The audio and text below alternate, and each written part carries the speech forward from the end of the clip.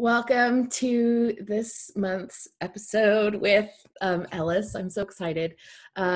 This is the School of Bravery podcast. So every month we feature a guest expert who has experience in this month's theme of bravery, the ingredients of bravery. We do one ingredient of bravery every month, and this month's ingredient is constraints, which is underneath the main ingredient of, I have them all listed here, imagination. So just as a recap, there are these three main ingredients of bravery. The first is vulnerability, the second is imagination, and the third is improvisation. So this month we're diving into imagination. And in order to have an awesome imagination, you also are dealing with the realities of the constraints in your real life.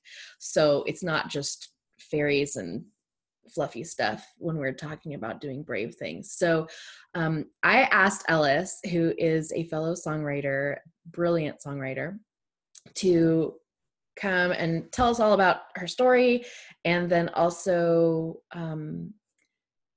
specifically dive into what it's like to work as a creative with ADHD.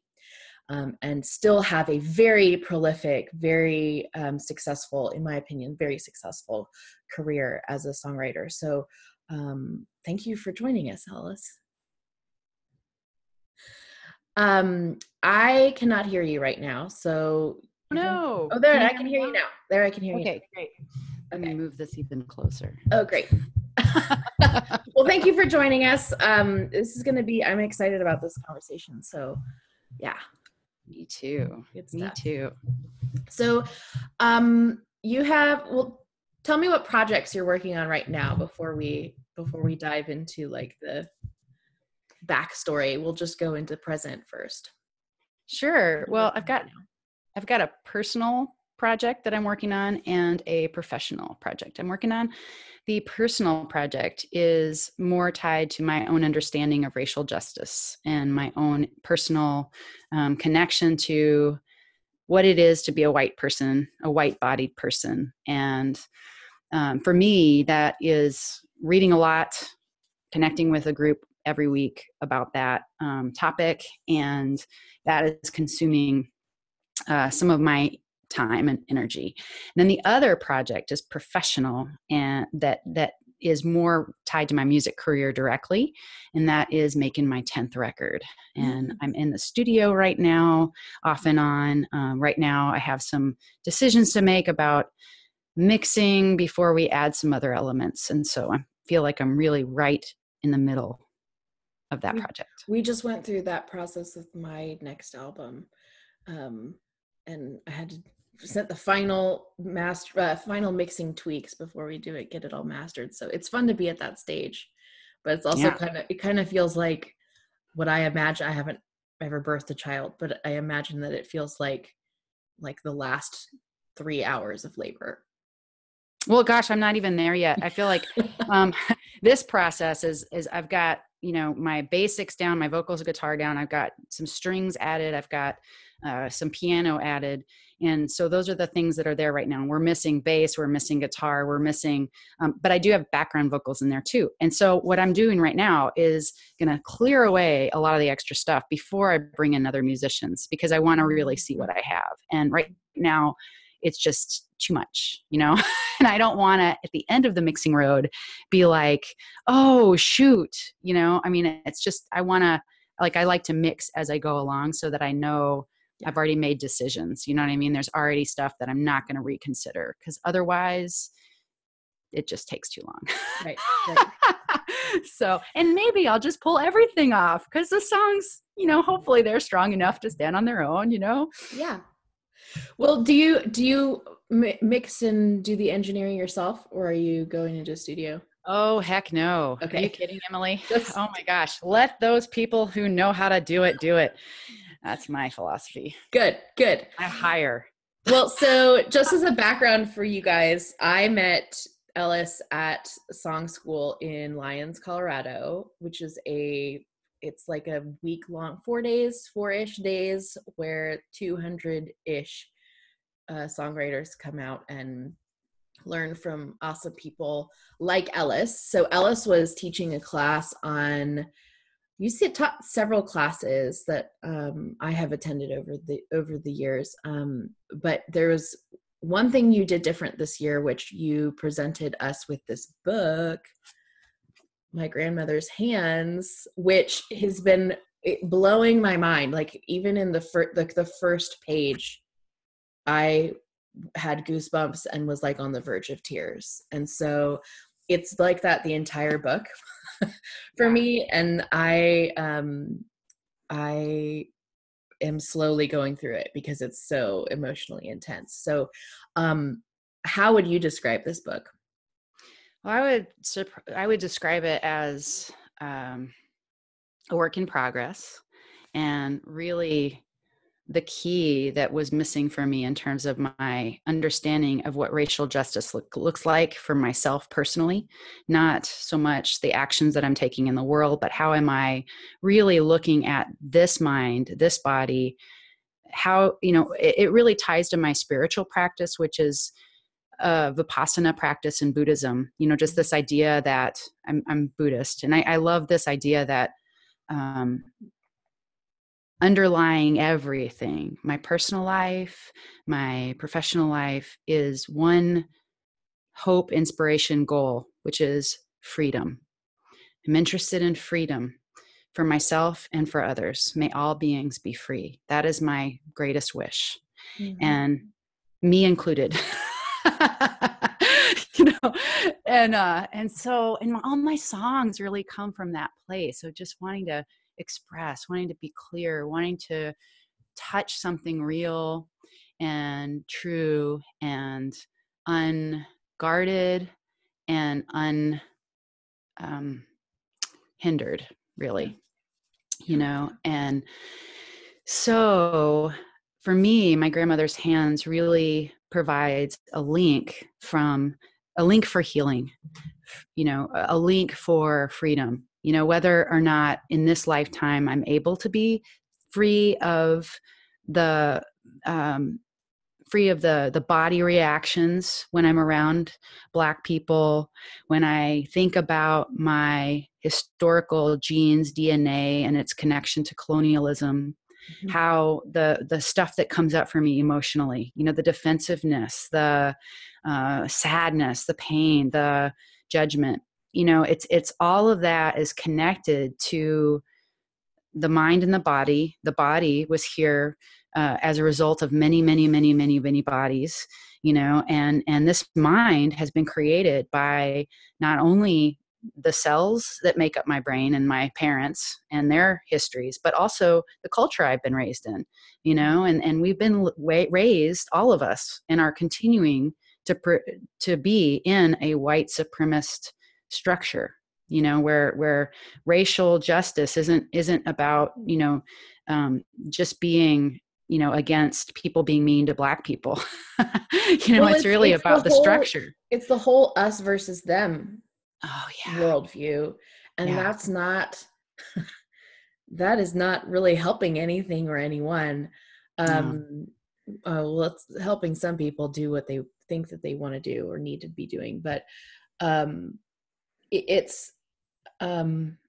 think that if you feel like you have been any part of, or even if you feel like you haven't been part of racism or ethnically diverse communities, then you need to read this book. Like, I think everyone should read this book. And you said that this summer, you were like, everyone needs to read this book. And I absolutely agree.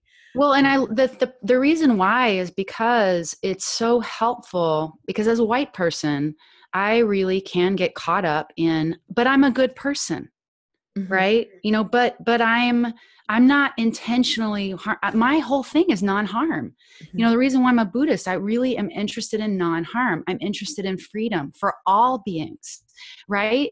So that means I'm a good person, right? So that means that I can't be racist, right? Because I can't act, I'm not part of the, but the thing is, like, no, unfortunately, we live in a system that is harming people. And in general, white people can't see it because white people benefit from the system. And so we don't see, I don't see, the ways that I am being benefited, and others are being harmed. And so it's about, for me, doing my homework to understand the system and the harm. And also Resma's book helps me to understand what I can do and what I can't do.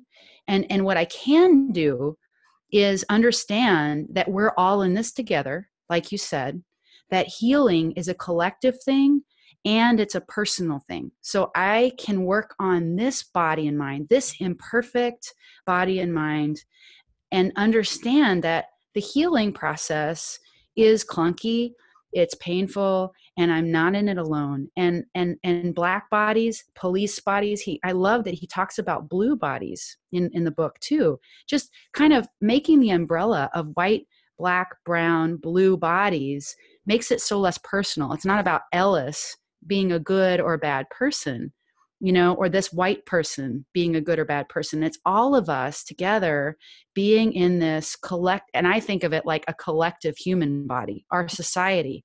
And how are we caring for our bigger body, And as a songwriter, hopefully I'm putting a lot of love and a lot of care out there in the world. Hopefully I'm adding, something good to our bloodstream, and I want to be aware. I want to be aware of the ways that I might be causing harm and not being aware of it. I want to be clear, where are the roots of suffering?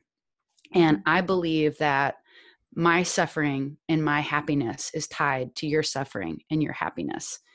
That we're, cohabitating, commingling in our energetic field. And all of us are connected that way. So I can do my own personal healing work with a whole bunch of white people and not interface with, my Black friends about this work. Not because I don't want to, but because I know they're doing their work too in their own way. You know what I mean? And I don't have to, one of the things that is really encouraged in our society is for white folks, and I know I do this. So what I'm referencing when I say that is that I can really look to the Black people in my life to approve of me, to help me know that I'm a good person because I'm their friend, and that's poison. I would say it's a large harm, but it's a small harm in our friendship. And so what I'm realizing is that, like, for me, oh yeah, responsibility. I mean, there was a quote that I found in this book that I'm reading that I just love. It's all about questions. It says, blame keeps us stuck in the past. Responsibility paves the way for a better future. Mm-hmm. So I want to take responsibility for everything I can in my life, in my healing work, in the way I relate to others. So this is just a part, this racial justice work is just a part of that relationship. Yeah. Well, it definitely ties to running a business or being a business owner. Yeah. Because as a business owner, you're putting yourself out there. So either services, products, goods, whatever. You're putting yourself out there, your products, your services out there into a world where racism exists. And if you put yourself out there in a way that either demeans or leaves out a group of people unintentionally or intentionally, you're affecting the rest of the world and that racism. There's been a couple, I've seen it happen where like somebody who, I'll give a specific instance. So Danielle Laporte is a like self-help writer, author. I actually recommend her Desire Map workbook and book. It's a little on the woo-woo side, but it's good. However, this last year, she released a new product that, unbeknownst to her, I truly believe this was completely innocent, unbeknownst to her, had some visual branding images related to the KKK. And there were so many people that were offended and for obvious reasons. And she's also, contextually, she's in Canada, where I believe racism still exists, but it's not as of a hot topic because of they run their policing a little bit differently, I imagine. Mhm. And and so all that to say, I watched her do something very innocent, and then respond to that innocent oops with so much ignorance. And it was completely avoidable, by just being a business owner who has only white people on her staff. No one was able to vet that product branding. No one was able to go, are you sure you want to do this? And so I think as business owners, we can really make great strides to improve our world by not only releasing awesome products and wonderful pieces of creative work, but we can also hire people to help us keep grounded and sane and have a full rainbow spectrum of what's actually happening in the real world. And that maybe that's hiring the right people. Maybe that's creating for yourself a wider board of advisors for yourself as a business owner. Yeah, all that to say, it definitely is a business thing, even though it's also a very personal, very physical thing, which I really appreciated from this book, that they go for just physically, how is it that you feel somatically in your body when you encounter racism? What does it Yeah, well, physically feel like? it's interesting because I've been doing a lot of personal trauma work. I have some baby trauma, from when I was a little one, and that still is in my body and still comes out. And so I've been working with a trauma therapist who is about the body, like a an SE, somatic experiencing person, and that's Resma is trained in SE, and so the thing that's really fun for me anyway was that I was already doing the work with SE when I came into contact with his book and understanding, oh my gosh, yeah, it's trauma is trauma. Like, pain is pain, suffering is suffering. The more we connect to what's really here in this body and mind, the more we can see where the suffering is. And the more hopefully with community, we can create healing. And the way he talks about it is metabolize the stuff, metabolize the stuff, that the pain, having clean pain, crying as a release, as a way to really come to more peace. I think, more freedom to move. Like I want to feel, closer to the world around me. I want to feel closer, more intimate to myself. I want to have a relationship with my fans and my friends that is undefended, and I think a part of that undefendedness is really getting in touch with the ways I hide from myself. One of the ways I hide from myself is pretending like I'm not affected by our white supremacist structure, pretending like, and not even intentionally pretending, but doing the thing that we're all taught to do, which is, reading my white history books, that mostly talk about white people, listening to mostly white artists, reading mostly white poetry. You know what I mean? Like that, it's just very understandable that we're in the situation that we're in. It's understandable, but there still is the body truth that's in there, that's like knows that there's a lie happening, that knows I'm missing, and also truthfully, I'm missing out. Like when I read Andre Lorde, you know what I mean? Like when there are Black artists out there that change my life, and I haven't, as a child, I want my daughter to be able to benefit from the all of the people out there making art, being philosophers, all of the people out there. And it's just to think that there's such a large group of people that haven't been acknowledged by and are becoming more acknowledged, I think, hopefully, even though the situation is pretty tense and sometimes toxic right now. I have a lot of hope that we're in a waking up period, and that there are a lot of strengths that are being uncovered, and a lot of leaders that are being uncovered on the ground level, who have this embodied understanding, that we're suffering, and it's okay to be suffering, and it's okay because we're human, and human beings are complicated, and oh my gosh, like the whole thing is traumatic. I mean, we're born and we get older, and then we lose everyone we love, and we ultimately die. How that sucks. That is a serious problem. It really is. It really is. Oh my gosh. And no wonder we want to just go to the movies and have a happy ending. Exactly. And before we started recording, I was telling you about how I see my clients and other people in my audience who are doing, supremely brave things, and they're struggling, and they're making it harder than it already is. Like, life and living and being a human here is already pretty hard. Yeah. So what I love about you and your work is that you are also trying to make it easier for your audience, just like I am for mine as well. So I really admire that about you and your career. So thank you for doing that. You're so welcome. You're so welcome. To me, it's a whole thing. It's not a business as much as it's a life journey. Oh yeah.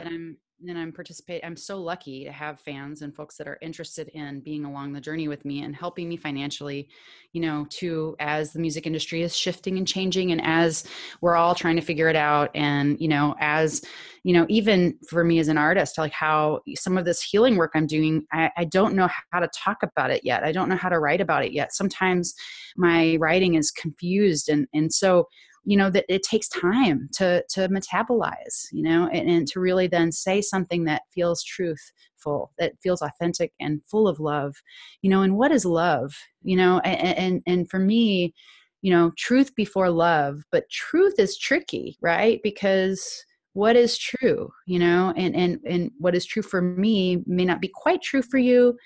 So, I'm trying to figure out what here is, what is happening here?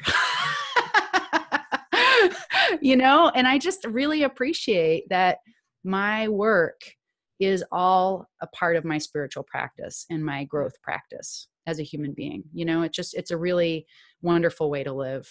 And I feel a lot of appreciation for it. Mm-hmm. And hopefully folks feel like they get something out of it.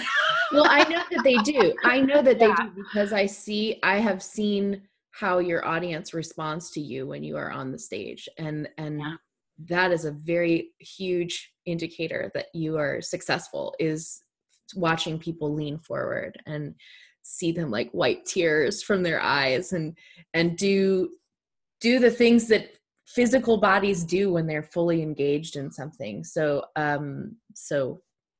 know that I see that happening. I see that happening. So, physically, you are, well, we're going to shift gears, because one of the things that I know that you deal with amidst all of this that we're already talking about is that your body has, how would you describe the way it feels to have ADHD? And honestly, I'm sure that would be a really difficult question, because that's all you know, I imagine. But well, I have a partner who is very not ADHD, which is great for my life, because I think it's much more functional to have a brain that really has systems and ways of doing things that is, logically ordered. I think the way that my brain works, I have to do a lot of preparation in order to function, basically. I mean, I spend a lot of time figuring out what are the things that I need to do today. How do I prioritize? Prioritizing is difficult because, things all have the equal amount of importance. Taking out the trash is equally as important as doing my weekly hotline. I have a weekly hotline. What is this weekly hotline? Well, it's called the Right on Time hotline. And basically and I think it it comes from, and maybe we can talk about this in the next segment, but Yeah. it comes from having trauma in my childhood, which I think caused ADHD to happen in my brain. It was a coping mechanism. It was a way to freeze, shut down, or flee, fight, flight, freeze. These are all body reactions to danger, And so I think what happens in my brain is that often I get triggered throughout the day for minor things, that I don't even recognize because I'm so used to it happening all the time. But what will happen is my brain will shut off. Like I will flip my lid literally. So the only thing active is my reactive reptilian part of my brain, which is I'm learning how things I can do, physical things I can do to bring that frontal cortex back down. Like I can stomp my feet if I can do things to come into the moment to help my brain get more clear when I feel foggy. Usually that's a sign that something has tripped me up. And it could be a very small thing, such as, forgetting to put the boiled thing that was on the stove in, on the front porch, which is our extra freezer because I'm in Minnesota, you know, you know what I mean? It could be like silly things, but anyway, so all that's to say, yes, the hotline. Really quick. So this is a perfect example of what an ADHD brain does right here in this moment with you. Like I'm jumping around a little bit, but I'm trying very hard to stay focused with you, right? Because I want this to be successful for you and for me. But whatever that means. I watched you trail off. I was like, yep, we're going to tie this back in. We're going to tie this back in.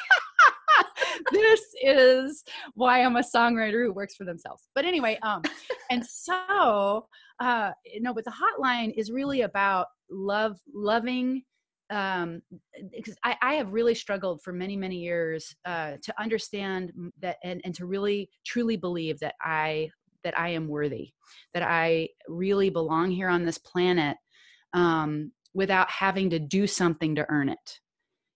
There's really been a feeling for me that's been very strong. And my art, my music has saved my life, literally.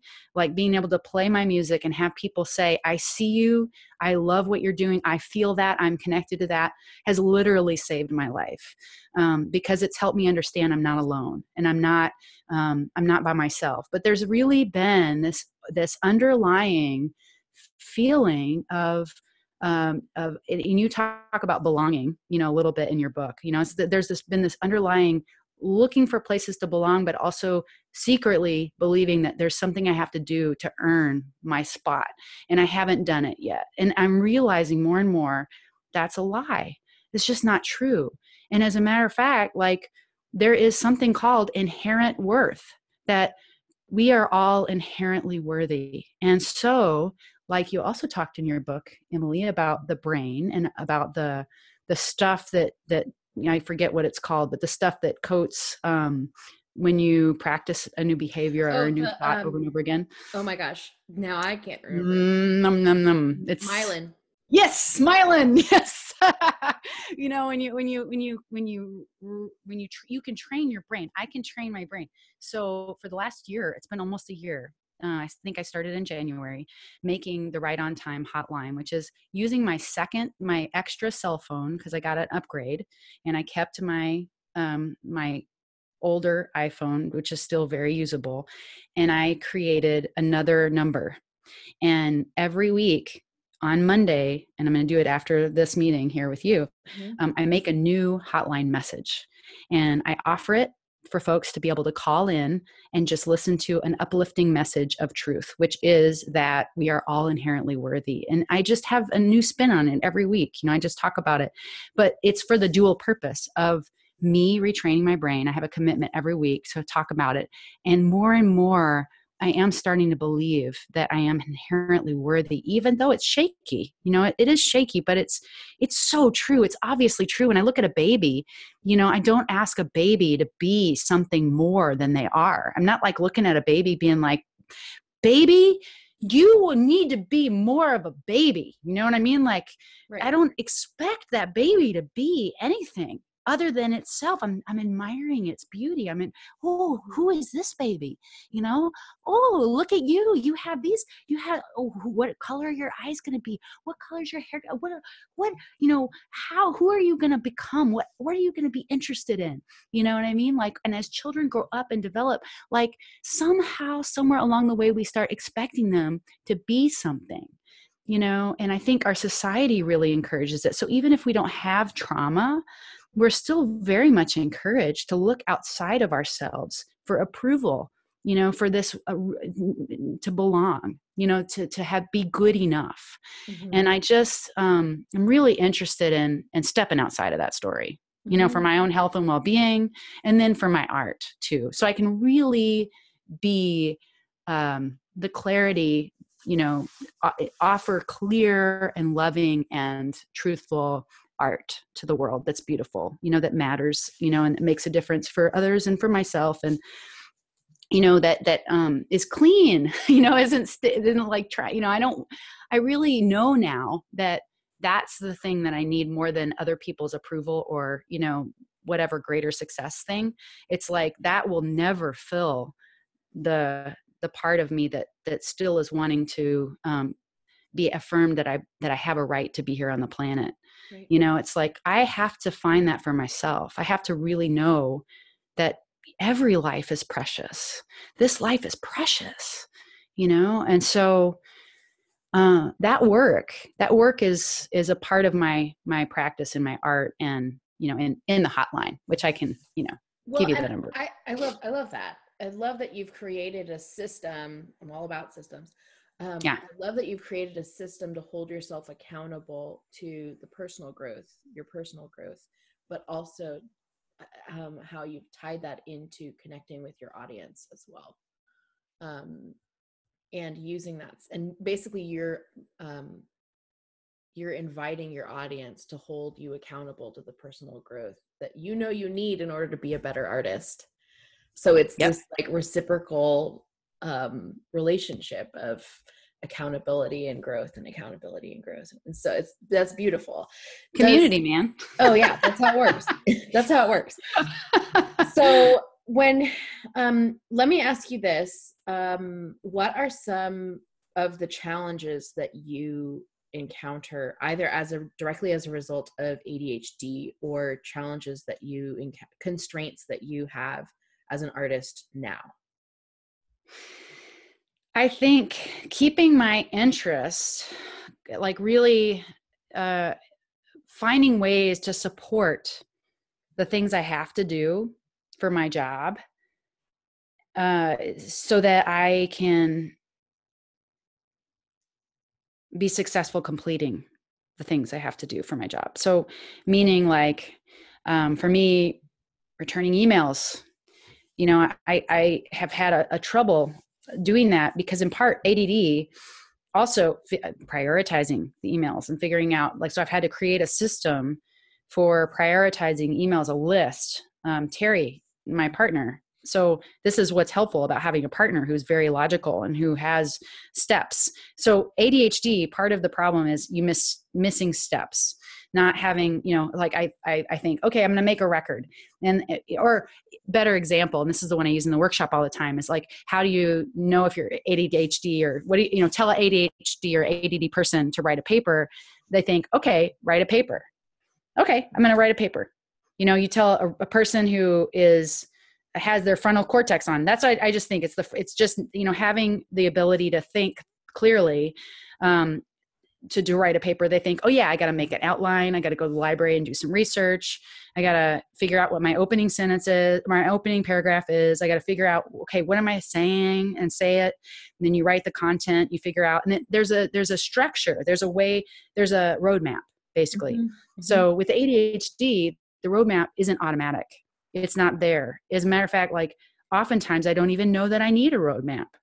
So that causes lots of problems. Like I can start cooking a meal and not realize that I need a recipe or I'm missing something because I didn't think through what I needed before I started it. Kind of, that's an example. Yeah. An everyday example. Well, and I will say this, that I know that lack of, is project management, really, Yeah. like the lack of understanding what project management is often one of the things that causes the most overwhelm for creatives.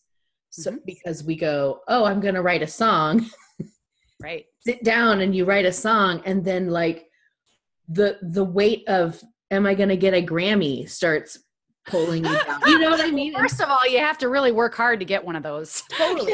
Like it's political. But it's not just as simple as writing a song that, I got a Grammy, right? Yeah. But sometimes when we sit down with, as creatives, we have the emotional baggage of our work coming to the table with us. We have the voices of criticism coming to the table with us. And then if we don't have the structure and the system of, this is how I write a song in these very small, tiny steps laid out before us, then all of those voices start bleeding into our thought patterns, and we can't think straight, and we give up and we go walk the dog instead. Mm-hmm. So it's not just an ADHD thing. I also see it as being like, it's human. Yeah, it's human. And I think even as we are, and it normalizes my experience quite a bit to hear, not only right now to hear you saying that, but also to know that that's true for a lot of people who are functionally doing well in our society because they've set up systems for themselves to help them catch the things they miss. Right. So I think that's a huge part of my job right now in my life is continually figuring out where my deficits are, and then having the clarity, the courage, and the willingness, like letting go of my pride around being able to do something and to really acknowledge, no, actually I need help with this. I really, and part of that is like leaning on my partner sometimes, asking her for help with something, but doing everything I can before I ask her for help. And then, leaning on from some friends. I've got a business person she's actually just a friend, but she owns her own business too. And we get together and work together. So I know that in order to do emails, it's not only about understanding which emails come first. It's not only about prioritizing, but it's also about, sitting down at the computer for a long period of time. I'm just really not into it. Like I just want to be outside, or I want to be playing my guitar. Even playing guitar, I have to like put my strap on and walk around the house. Like I can't sit still for a super long period of time unless I'm meditating, which is a specific thing. It's an activity. It is. It's like I'm still very busy in my mind trying to see what's happening, and it's all very interesting, right? Because it's all over the place. Right. So let's do this. I want to hop over and start talking specifically about some of the ADHD specific things, but it sounds like your answer to working within constraints is to understand those constraints further and then to ask for help. Yep. Yeah. Which makes it's simple. It's beautiful and simple and hard sometimes. Well, it's hard sometimes to recognize the thing, with another piece for me is just that worthiness piece, or that willingness to, remembering inherent worth is also when I am having a deficiency of some kind where I don't see what I'm missing, what steps I'm missing. I don't understand, like, well, how do I call my care provider for this if I lost my password and I can hit password reset, but they're like, oh my God, passwords. Okay. Anyway, and I know everybody has that experience, but like whatever it is that I'm getting stuck on or I'm getting anxious about. See, I totally forgot what you said. What was the question? No, it was really just a statement that like, working within constraints is not a solo thing all the time. Sometimes you just have to ask for help. Sometimes that help is just simply accountability. Yeah. So Yeah. And also what you said earlier about overwhelm, it really just to understand that overwhelm or the judgment that I have around overwhelm, when those thoughts start to come up and I recognize them, to really celebrate the recognition of the judgment thoughts or of the overwhelm, because now I know I'm missing information. Mm-hmm. And so now I know I can call my friend Diana, who is my business person. I'm overwhelmed. I don't understand why. We can kind of talk it through. And I do the same thing for her, although it's different for her because she's not ADHD, but she does work for herself and she's alone a lot. And so it's really nice to have another human being to connect with, and also then to get together and have times where we're quiet together at our computers, but we're having a relational experience. So it's like, I'm not just alone at the computer. I actually have a person, a human being with me. And we're relationship building. This is, Right. We're connecting, community. Well, this has been so awesome to chat about all of this. You and I could talk about this stuff for days and days and days and days. Yeah. And I'm so glad that you're looking at the clock, because that's another thing with ADHD. It's like, what is time? It's recording. It's just, it is. Sometimes I think that people who have their brain, people whose brains work differently than other people's brains, they are unicorns. They are magical, because what you're doing is you're reminding me, let's just use time as an accordion. It is an accordion. Like, time is also this construct that we've made up to make sense of what's happening in front of our faces. So, right. The universe doesn't know what time it is or care. Right. Exactly. Exactly. What is a clock? Exactly. Exactly. But we need people like that in the world. So to come full circle. Yeah. Accountability, relationally, we need time. Exactly. We need time. But to come full circle is like, it's really a gift to be yourself. And even if that means you are different from the rest of the world. And there it is. Got to use tools. Just got to use tools. Yep. You got to know what tools you need and use them. Mm-hmm. For me, timers. Mm-hmm. Mm-hmm. Well, we'll hop over in a second to talk about all that.